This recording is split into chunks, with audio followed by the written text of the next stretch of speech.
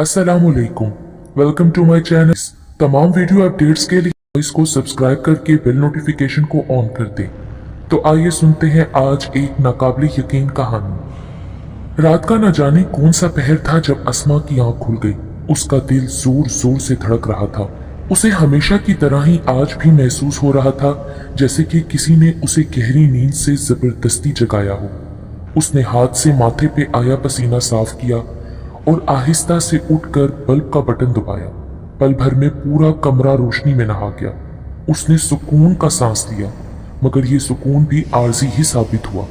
उसके कमरे की खिड़की जो कि बाहर की तरफ खुलती थी और वहां से खेत साफ नजर आते थे, उसने वहां नजर डाली तो वो खुली हुई थी और उसी लम्हे उसे एक तारीक साया अंदर दाखिल होता दिखाई दिया।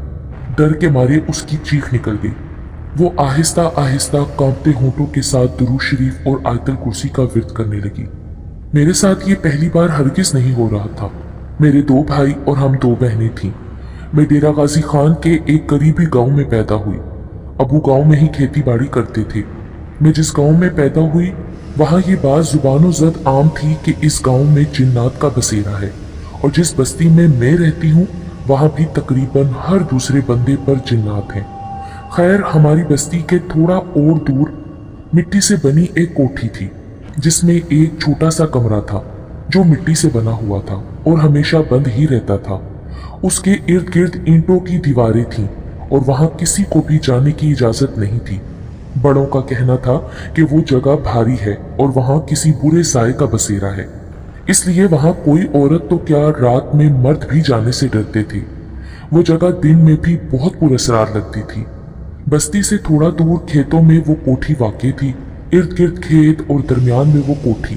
उसके करीब ही एक बड़ा और घना सा दरख्त जिसे देखते ही रोंगटे खड़े हो जाते थे। जिस जमीन पर वो कोठी और दरख्त था, उस जमीन का मालिक कई बार उस कोठी को खत्म करने की कोशिश कर चुका था, मगर कोई भी वो कोठी तोड़ने और दरख्त काटने को तैयार न था। उसने कई बार मौलवी को बुलाकर वहां कुरान मजीद पढ़वाया। उस साए को खत्म करवाने की कोशिश भी की गई, मगर कुरान मजीद शुरू करते ही वहां से ऐसी खौफनाक आवाजें आना शुरू हो जाती कि रूह तक कांप उठती थी। सो वो आज तक उसे खत्म करने में कामयाब न हो पाए थे। खैर, मुझे भी वहां जाने से मना किया गया था और मैं वहां जाती भी नहीं थी, मगर मेरी किस्मत मुझे वहां तक ले गई। मुझे आज भी अच्छी तरह याद है, जब मैं 15 साल की थी और 9वीं जमात में पढ़ती थी। वो ईद का दिन था और हम खूब तैयार श्यार होकर खुशबू लगाकर बाहर सैर को निकल पड़े। मेरे साथ मेरी बहन और गांव की लड़कियां भी थीं। हम घूमते घूमते पता नहीं कैसे पर उस जगह पहुंच गए थे, मगर किसी ने ध्यान ही ना दिया और हम सब उस दरख्त के साए में बैठकर बातें करने लगे। इसी दौरान हमने जो मूंगफलियां लेकर रखी थी वो सब खत्म हो गई और फिर हल्की सी हवा चली और उस दरख्त के पत्ते जोर से फड़फड़ाए।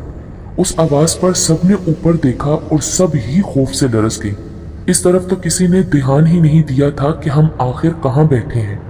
फिर सबने आओ देखा ना ताओ यकदम भागना शुरू कर दिया और उन सब में मैं सबसे ज्यादा खौफजदा थी और पूरी जान लगाकर भागने की कोशिश कर रही थी कि एकदम जोर से गिरी और फिर मेरी आंखों के आगे अंधेरा छा गया। जब मेरी आंख खुली तो मैं अपने घर में थी। मैंने सुकून का सांस लिया कि अगर मैं अभी भी वहां होती तो मर चुकी होती, मगर फिर जो मैंने सुना मेरे होश उड़ गए। अस्मा, तुम्हें पता है तुम्हें पूरे 2 दिन के बाद होश आ रहा है। हम सब कितने डर गए थे। जब तुम बेहोश हो गई थी तो मैं भागकर घर से अब्बू और मामू को बुला लाई थी, मगर जब हम वहां पहुंचे तो तुम जमीन की बजाय ऊपर दरख्त पर लटकी हुई थी और अब होश में आ रही हो। ये सब सुनकर तो मैं इतना डर गई कि बता नहीं सकती, मगर फिर सब मुझे खुश रखते तो मैं भी ये सब भूलती चली गई। उसके बाद कई बार मैंने एक काला स्याह साया देखा था जो मेरे कमरे की खिड़की के पास से अंदर आता दिखाई देता था, और फिर मुझे ये भी महसूस होने लगा था कि जैसे कोई हर वक्त मेरे आसपास मौजूद रहता है। और फिर मैं आहिस्ता आहिस्ता उसकी आदत होती चली गई। तन्हाई में मैं उससे बातें करने लगी। तुम जो भी हो मुझे नजर तो नहीं आते, मगर मुझे पता है कि अल्लाह का एक खास करम है मुझ पर, इसलिए तो तुम हर वक्त मेरे करीब रहते हो। तुम बहुत अच्छे हो, हमेशा मेरे पास ही रहना। मैं बस ऐसे ही कह दिया करती थी कभी ये वहम और गुमान भी ना होता था कि मैं उससे बातें करके अपने लिए कितनी मुश्किलें खड़ी कर रही हूँ। मैं तो ये भी ना सोचती कि वो क्या है, बस ये सोचती कि मेरा वहम है। फिर असल हकीकत तो तब पता चली जब मैं 15 साल से 20 साल की हो गई और मेरी शादी तय हो गई। इस दौरान मैं बहुत ही खुश थी, मगर एक रात वो हुआ जो मैं कभी भी सोच ना सकती थी। उस रात मैं सोई हुई थी। रात का तीसरा पहर था जब एक तेज हवा का झोंका आया और मेरी आंख खुल गई। मैंने खिड़की की तरफ देखा जहां से वो साया अंदर दाखिल हो रहा था। उस रात पहली बार मुझे उससे खौफ आया था। फिर वो साया आहिस्ता से चलता हुआ मेरे करीब आया और मैं तो सुन्न होकर रह गई। इस दौरान सिर्फ मुझे ये एहसास हुआ था कि वो साया इंसानी शक्ल इख्तियार कर चुका था और मुझे ऐसा महसूस हो रहा था कि मैं जैसे अपनी मर्जी से हिल भी नहीं पा रही हूँ। फिर मैंने खुद को कहते सुना था, तुम हमेशा से मेरे साथ रहे हो और मैं सिर्फ तुम्हारी ही हूँ, सिर्फ तुम्हारी। फिर वो उसी रास्ते से बाहर निकल गया जैसे आया था। अगली सुबह मेरी तबीयत अजीब सी थी, ना खाने में दिल लगा और ना ही घर के किसी काम में। पता नहीं कैसे, मगर अब मुझे ये एहसास हो गया था कि कुछ तो है मेरे साथ और मैंने ये बात अब तक किसी को भी नहीं बताई थी। अगली रात फिर वही हुआ, मगर अब ये बात छुपी नहीं रह सकती थी और पूरे घर को मेरी कैफियत पता चल गई थी। उस रात भी मैं अपने कमरे में अपनी छोटी बहन के साथ सोई थी, क्योंकि अब बकौल अम्मा के तेरी शादी होने वाली है, इसलिए अब अकेली ना सोया कर। रात का न जाने कौन सा पहर था जब खिड़की खुलने की आवाज आई और मेरी दोनों आंखें खुल गई। दिल जोर जोर से धड़कने लगा और मैं डर से कांपने लगी, मगर मैं आहिस्ता से उठी और खिड़की के सामने जाकर खड़ी हुई। रात के अंधेरे में वो कोठी और दरख्त दिखाई तो न देने चाहिए थे, मगर वो दोनों मैं आसानी से देख सकती थी। मुझे ऐसा लगा जैसे कोई मुझे अपनी तरफ खींच रहा हो। मैं आहिस्ता से मुड़ी और बिना पलके झपकाए घर से बाहर निकलकर खेत की तरफ जाने लगी। इसके बाद मुझे तो कुछ याद न रहा, मगर मेरी बहन ने बताया कि उसकी आंख खुल गई थी। उसने खिड़की से मुझे खेतों की तरफ जाते देखा था। वो सबको जगाकर मेरे पीछे ले आई। मैं आहिस्ता से उस दरख्त के नीचे गई और उसके गले लग गई। घर वाले ये देखकर बहुत डर गए थे। सबने मिलकर मुझे इतना जोर से खींचा, मगर पता नहीं मुझ में इतनी ताकत कहां से आ गई थी कि मैं 1 इंच ना हिली। फिर थोड़ी देर बाद मैं जमीन पर बैठकर जोर जोर से हंसती हंसती बेहोश हो गई। सुबह आंख खुली तो कुछ याद न था, मगर मेरे जिस्म की हड्डी हड्डी दर्द कर रही थी। सुबह ही अबू पीर जी को बुला लाए थे। उन बाबा का नाम तो मुझे याद नहीं, मगर वो बहुत ही काबिल हस्ती थे। पूरा गांव उनकी बहुत इज्जत करता था। खैर, उसी सुबह ये जाहिर हो गया कि मेरे ऊपर कोई साया है। घर वाले बहुत परेशान हो गए थे और मेरे ससुराल वाले, जो कि रिश्ते में मेरे फूफा फूफी थे, वो भी बेहद परेशान थे। तब तक मैं इतनी नहीं डरती थी, मगर अब तो हर मोड़ पे डर मेरे साथ साथ था और अब मैं पहले जैसी अस्मा नहीं रही थी। अब तो मैं कोई 100 साल की बीमार बूढ़ी दिखाई देने लगी थी। बाथरूम जाती तो वहां लाइट चली जाती, किचन में जाती तो मेरी वालिदा मुझे दो तरफ दिखाई देने लगती। फिर वो पीर जी आए और उन्होंने बताया कि सादगी से मेरा निकाह कर देना चाहिए, मगर चूंकि फूफी को भी सब पता था, इसलिए वो भी कुछ परेशान हो गई थी। फिर अबू ने मिन्नत की कि मेरी जवान बेटी है, इस तरह बर्बाद हो जाएगी, और बिला आखिर फूफो मान गई और इस तरह जुमेरात की शाम को मेरी सादगी से निकाह करके रुखसती कर दी गई।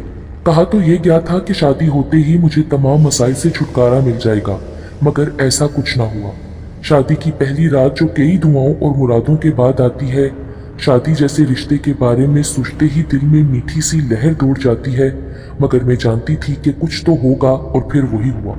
सुहेल जो ही मेरे करीब हुए, यके बाद दीगरे 3 थप्पड़ उनके मुंह पर पड़े थे और फिर हर दफा ही यही हुआ। उस वक्त मुझे खुद से ज्यादा सुहेल पर तरस आ रहा था। अगली सुबह पीर जी खुद तशरीफ लाए थे और सब सुनते ही वो गहरी सोच में डूब गए थे और उससे अगले दिन आने का कहकर चले गए। अगले दिन फिर जब वो आए तो उनके साथ एक और भी पीर थे और साथ में कुछ गांव के मर्द भी थे। पीर जी ने मुझे कहा था कि 5 वक्त की नमाज अदा करना, मगर 5 वक्त की तो क्या, मैं तो 1 वक्त की नमाज भी ना अदा कर पाती थी और हफ्ता हफ्ता नहाती तक ना थी। उस दिन पीर जी ने बहुत मुश्किल से मगर उस साए को काबू कर ही लिया था और उन्होंने उसे मुझे छोड़ने के लिए कहा, मगर वो ना माना और फिर अपनी असल शक्ल में आ गया। लंबे लंबे और बिखरे बाल, बदनुमा चेहरा, बड़े बड़े दांत, जिसे देखते ही कराहियत महसूस हो रही थी। फिर पीर जी ने उससे पूछा तो उसने कहा, मैंने इस लड़की को बचपन में देखा था ईद के दिन, और तब से मैं इसे अपना ही समझता हूँ और ये भी मुझको अपना समझती है। मैं तो हर रोज रात को इसके पास जाता था। ये मुझसे खुद बातें करती थी और मुझे कहती थी कि तुम मेरे अपने हो, मुझ पर कोई खुदा का खास करम है जो तुम मेरे पास आते हो। तुम हमेशा मेरे साथ रहना, मुझे तुम्हारे पास रहने से सुकून मिलता है। अब तू मेरा कुछ नहीं बिगाड़ सकता। मैं तो इसे लेके ही जाऊंगा यहाँ से, और तब तक नहीं जाऊंगा यहाँ से जब तक ये साथ न चलेगी। एकदम से तेज तेज आंधी चलने लगी, मगर पीर जी ने शायद आज उसे खत्म करने की ही ठान ली थी, इसलिए वो इत्मीनान से बोले, ओ अच्छा, तो अब जिनों की भी लव स्टोरी होने लगी है। खैर, तेरे लिए यही बेहतर है कि तू यहाँ से चला जा, क्योंकि जाएगा तो तेरा बाप भी। तू नहीं जानता कि मैं कितना खतरनाक हूँ, उन्होंने कहा, और फिर कुछ पढ़ पढ़ कर उस पर फूंक मारने लगे। वो तड़पने लगा और फिर पल भर में आग में जलने लगा। उसकी दर्दनाक आवाज से कान फटने लगे और जोर से आंधी चली। थोड़ी देर बाद सब कुछ साफ हो गया। पीर जी ने मुझे एक तावीज दिया और कहा कि तुमने हमेशा इसको अपने पास रखना है। मैं तो पीर जी को दुआएं देते नहीं थकती कि उन्होंने मुझे उससे छुटकारा दिलाया था। अब तो अल्लाह के करम से मेरे 2 बच्चे हैं और मैं 5 वक्त की नमाज पढ़ती हूँ और टेप में बावाज़े बुलंद सूरह यासीन, सूरह रहमान, सूरह बकरा और आजान लगा देती हूँ। उसके बाद फिर से ऐसा कोई वाकया रोनुमा नहीं हुआ और ना ही अब मुझे डर लगता है।